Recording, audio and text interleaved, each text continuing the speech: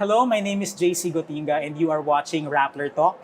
And we are very honored, privileged, and thrilled to be speaking to the one and only, the pride of the Philippines, Lea Salonga. Lea, Thanks for thank that you.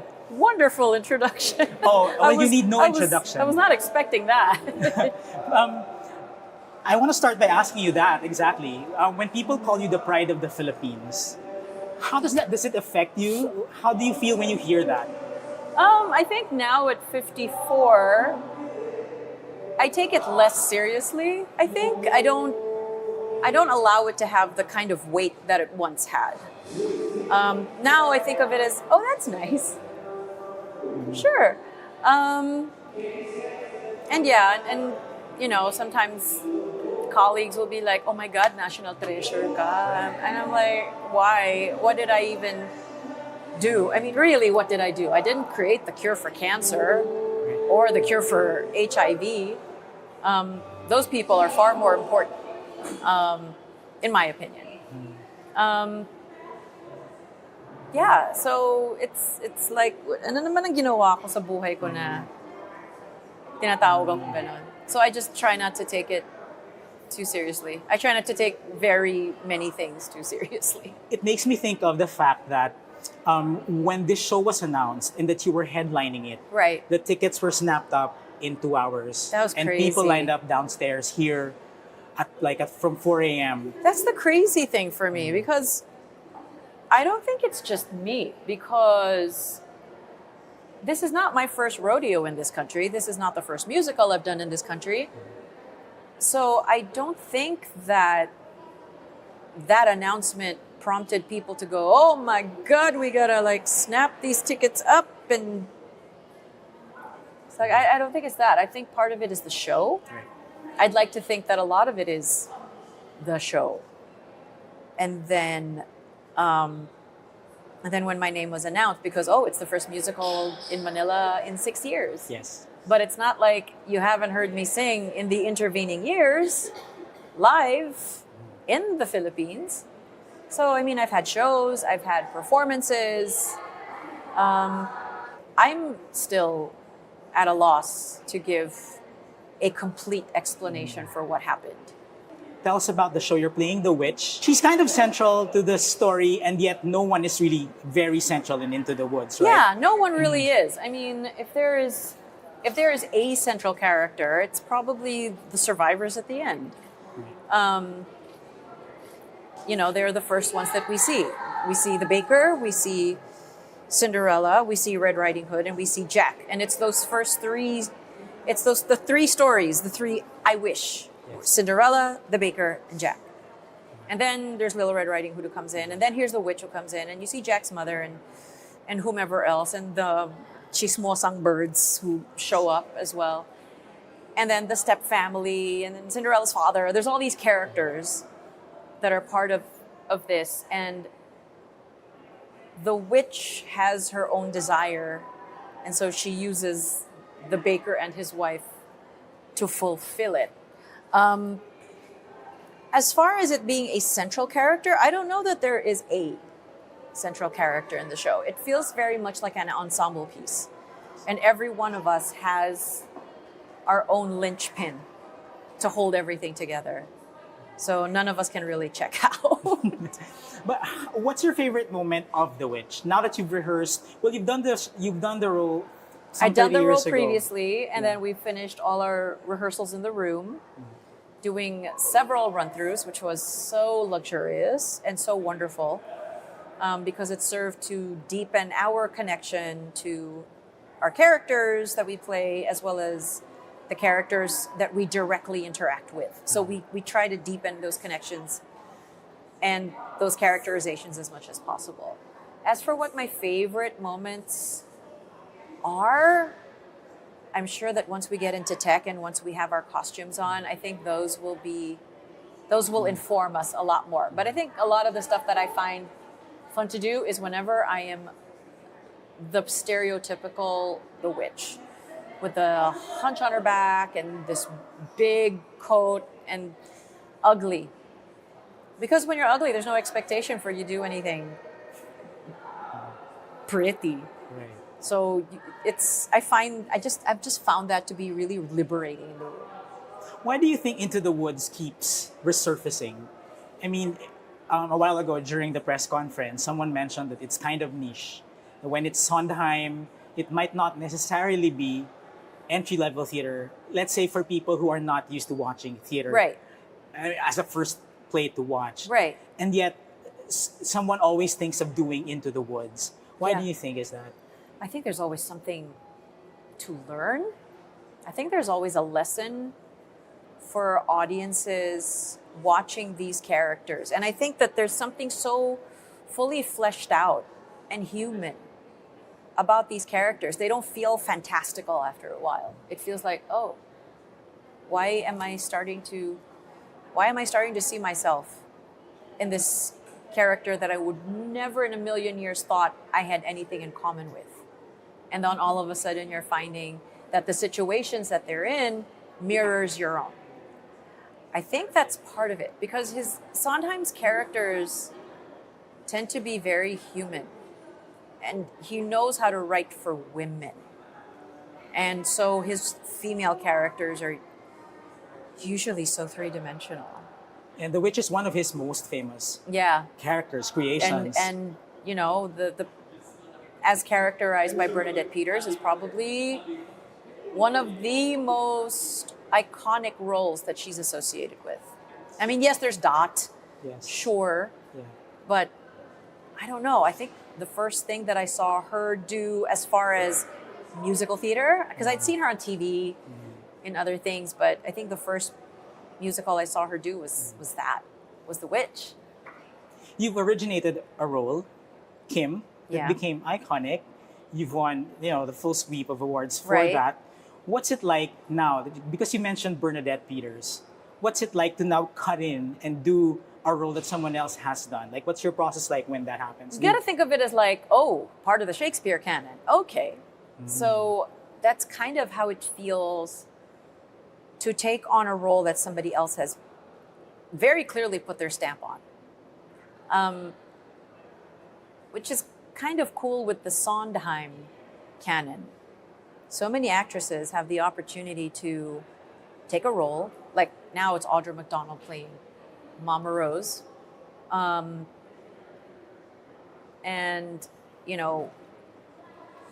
who else? And Patti LuPone having gotten to play it, and having Angela Lansbury gotten to play that, and Tyne Daly, and Ethel Merman. So you have all these very different women, all of these different vocalists in very different times of history being able to play this same role. And what does it get to say? It's a commentary on what? And I think each historical period is going to inform the show, how it's directed, how it's staged, what the design is going to be, what its commentary on American history, and in Audra's case, on Black history, what does that mean? Right.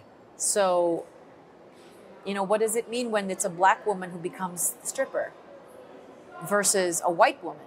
So you have all of these you've got societal commentary that comes into play, which makes bringing up the same show but in different historical times interesting. So as far as Woods, as one other journalist in an interview that we were doing today has pointed out, Into the Woods does speak about the loss of innocence. It's one of its topics. But now in 2025, it doesn't seem like the world is very innocent at all. And so what does that mean? And then you have this character, the witch, who is all about the truth and all about being right, not being nice, not being good, just being right. Mm-hmm. And in the very finale of the show, she's the one who cautions the audience. How are you going to influence your children? Right. Because the things that you tell your children, they will carry. Right. Which is something that I think every adult that has any charge over young people, whether they are parents, whether they are teachers, any person of authority, you have the responsibility for molding these young people. I have my own young person that hopefully I haven't destroyed. He seems to have turned out all right. So I like that she gives that piece of advice and that it's her. Yeah. The line, right? Witches can be right, giants can be good. Yes. Right. It's not necessarily the package. Yeah. Not So message, when but the four surviving characters they're about to face a giant and they have just seen this witch disappear because the witch has had enough of them. Yeah. Yes, witches can be right. It's like, oo nga pala, tama pala siya. It's like during the Salem witch trials, so many women were unnecessarily killed. And for what?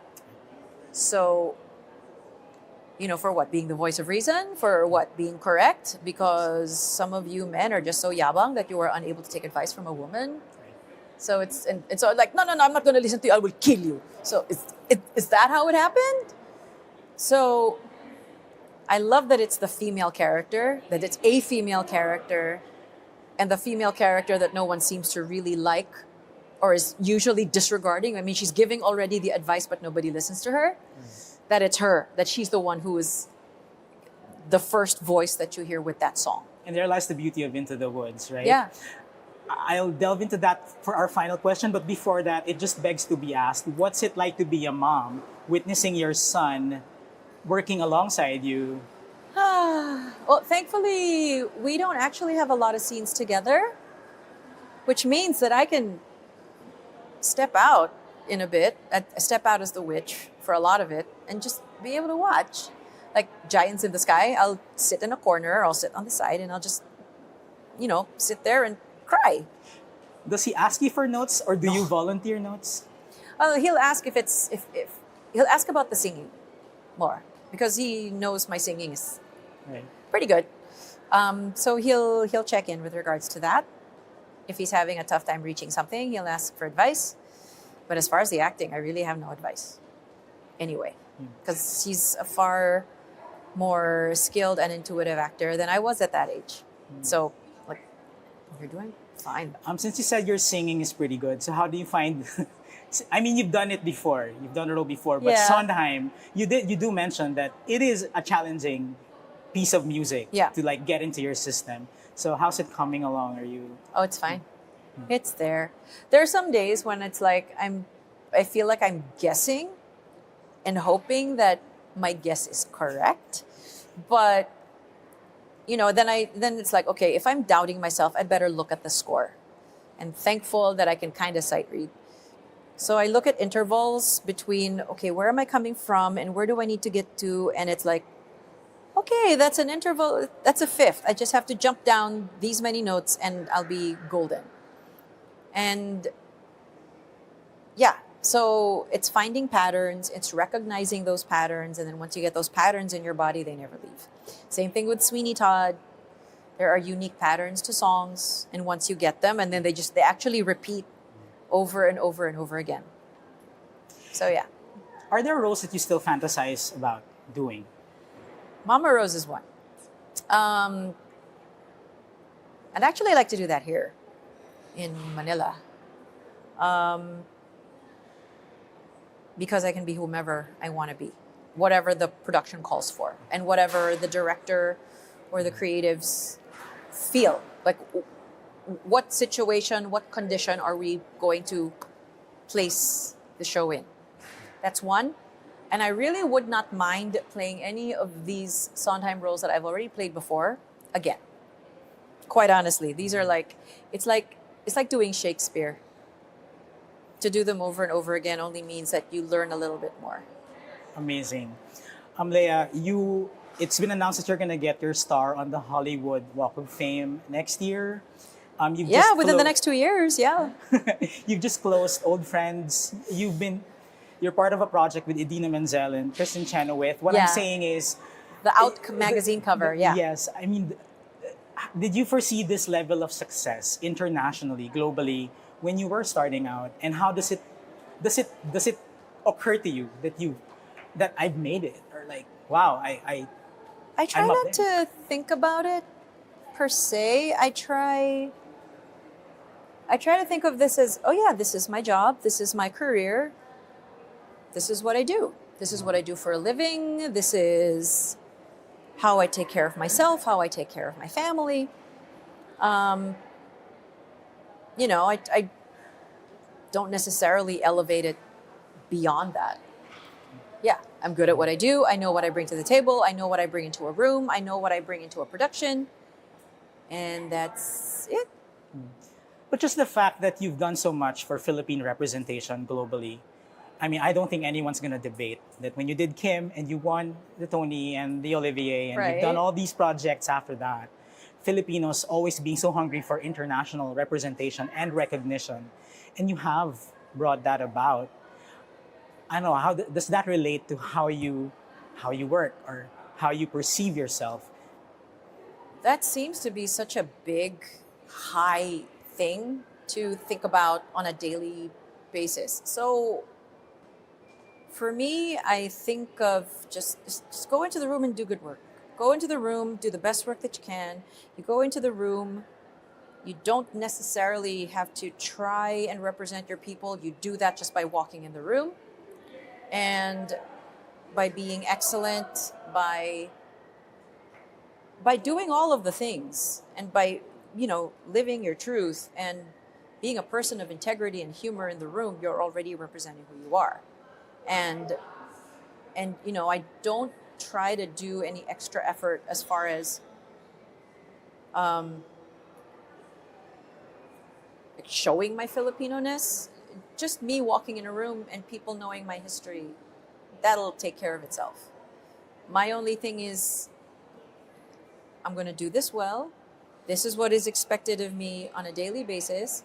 Preparation, openness, creation, new ideas, collaboration, a good spirit, and that's it. And I think by doing all of those things, and everything else takes care of itself on its own. Thank you very much, Lea Salonga. This has been Rappler Talk with the Lea Salonga. Break a leg on Thank Into you. the Woods. We can't wait to watch you. Thank you. Thank you for speaking to Rappler. Oh, absolutely. Thank you so much. This has been Rappler Talk. See you again next time.